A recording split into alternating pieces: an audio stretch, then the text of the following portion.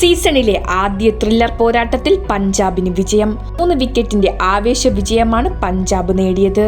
പഞ്ചാബ് ഒരു ഈസി വിന്നിലേക്ക് പോയ മത്സരമാണ് GT മികച്ച ബോളിംഗ് പ്രകടനത്തിലൂടെ ആവേശത്തിലാക്കിയത്.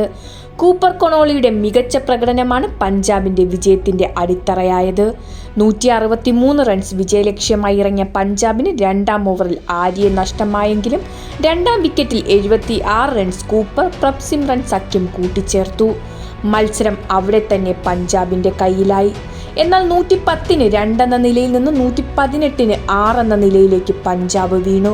മോശം ഷോട്ട് സെലക്ഷനും GT ബോളർമാരുടെ മികച്ച പ്ലാനിങ്ങും അത്ഭുതകരമായ തിരിച്ചുവരവ് GTക്കും മത്സരത്തിൽ സമ്മാനിച്ചു. എന്നാൽ കൂപ്പർ മികച്ച പ്രകടനം കാഴ്ചവെച്ചതോടെ GTയുടെ പ്രതീക്ഷകൾ അവസാനിച്ചു. ഒടുവിൽ 5 പന്ത് ശേഷിക്കെ മത്സരം പഞ്ചാബ് സ്വന്തമാക്കി.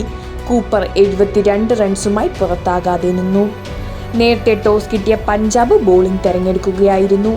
162 റൺസ് എന്ന ഒരു ആവറേജ് ടോട്ടൽ മാത്രമാണ് GT നേടിയത്. ബട്ട്ലർ തന്റെ മോശം ഫോം തുടരുകയാണ്.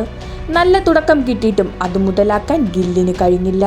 റുദർഫോർഡിനെ ശരിക്കും GT മിഡിൽ ഓർഡറിൽ മിസ് ചെയ്യുന്നുണ്ട്. മികച്ച ബോളിംഗ് പ്രകടനം പഞ്ചാബ് നടത്തി. വൈശാഖ് 3 വിക്കറ്റ് നേടി. കൂപ്പറാണ് കളിയിലെ താരം.